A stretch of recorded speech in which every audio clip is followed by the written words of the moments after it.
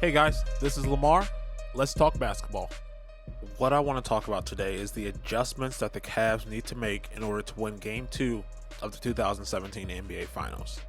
Now, I'm already on record saying that I believe this is going to be a double-digit win by the Warriors, but if we know anything about LeBron's playoff teams, it's that they make adjustments and they occasionally win games that no one expects them to.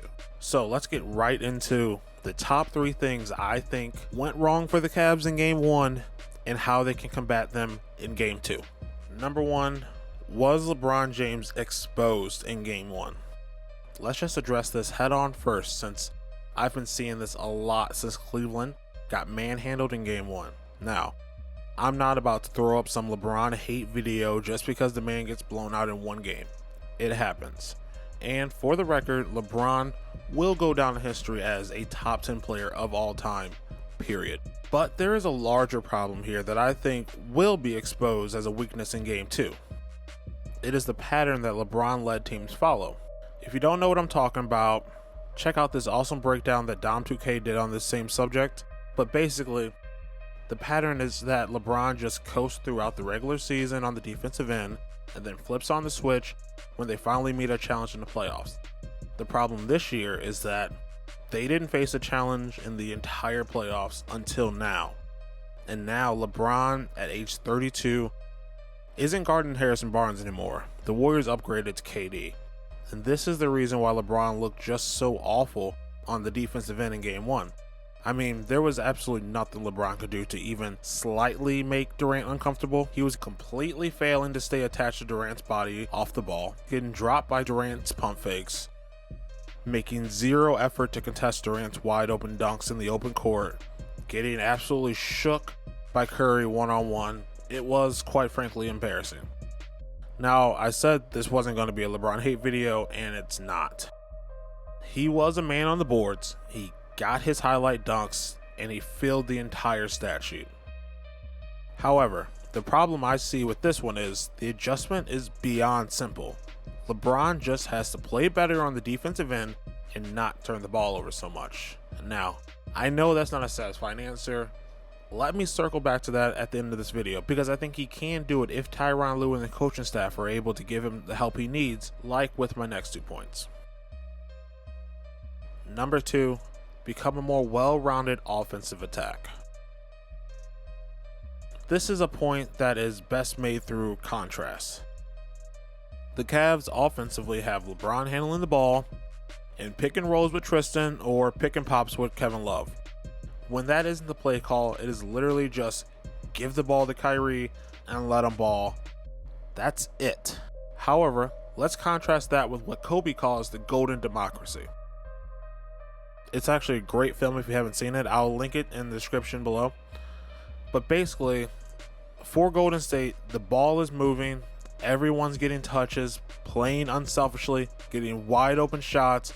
It's a thing of beauty, and it's the type of thing that causes Kevin Durant and Steph Curry to go off for 38 and 28 respectively, in a manner that looked, quite frankly, effortless for both of them.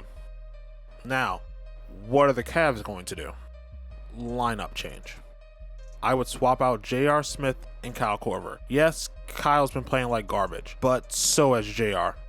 The difference is that the Warriors have to respect Kyle's shot even more, which will spread the floor just enough to free up the driving lanes for LeBron and Kyrie, and give JR the freedom to contribute in a manner that better suits him, like he did back when he was 6th man of the year. Although we haven't seen this since he went to Cleveland, JR can play some one-on-one ball himself. Now, this won't be a miracle cure like inserting Iggy into the starting lineup was for the Warriors a couple years ago, since, let's be honest, JR isn't the same player he used to be. But the key to this move is variety, giving the Cavs a 3-headed attack that can be sustained throughout the game, as opposed to a 2-headed attack, which quite frankly falls flat if either LeBron or Kyrie aren't superhuman that night. 3, get Tristan Thompson more involved.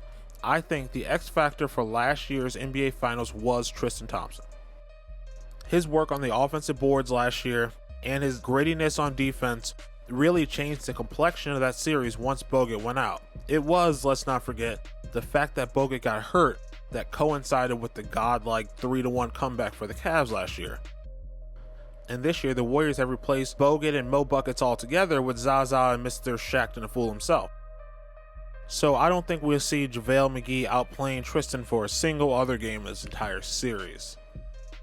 But let's go into what the Cavs can do to get him more active in game 2. Tristan is an energy guy. So although Tyronn Lue can't magically make game 2 take place in Cleveland, which will certainly make Tristan play better, as it always does, they can feed him the ball more early on in the game. Not with his back to the basket, that's just not his game, but instead feature him in more LeBron and Kyrie pick and rolls. This will allow him to get more engaged in the game and maybe get an early dunk or two, which will give him the confidence he needs to crash the offensive glass and give the Cavs the second shots they really need.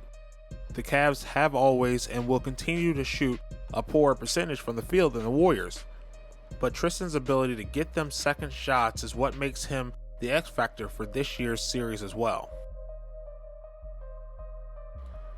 Now, I said I would circle back to LeBron, so let's get back there. Is LeBron capable of stopping Kevin Durant? When he was younger, absolutely, but at the age he is now, it's really a hard maybe, but the Cavs don't have any other options. Is LeBron capable of going off offensively against Draymond, Andre, and Durant? Yes. As I've stated before, this is going to come down to energy. Does LeBron have the energy to do it throughout each of the games remaining in this series?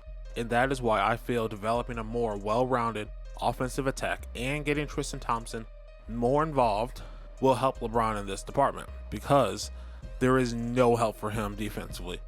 Durant will simply run over literally every other player on Cleveland's roster. So LeBron has no escape there. He must guard Durant, and he must do it with maximum effort in order to stop Durant from repeating his Game 1 performance. So that is why both of my other adjustments are offensive for the Cavs, because this is where they can alleviate the pressure from LeBron's shoulders, which would give him the energy to be able to do what he needs to do in order for them to beat this Golden State Warriors team. Alright, so those are just a few of the changes I think the Cavs need to make in order to steal Game 2 in Oakland. Like I said in the previous video, the deck is stacked against the Cavs, but if LeBron is truly the type of player that deserves to be in the conversation with Kobe and MJ for the greatest of all time, he must be able to take his team with 3 All-Stars and a deeper bench, mind you, to the promised land against this juggernaut of a Warriors team. But what do you think? Does Cleveland stand a chance in Game 2? Please feel free to like, comment, subscribe, and please follow us on Instagram at KnockoutDragout. Thanks for watching. Take it easy, guys.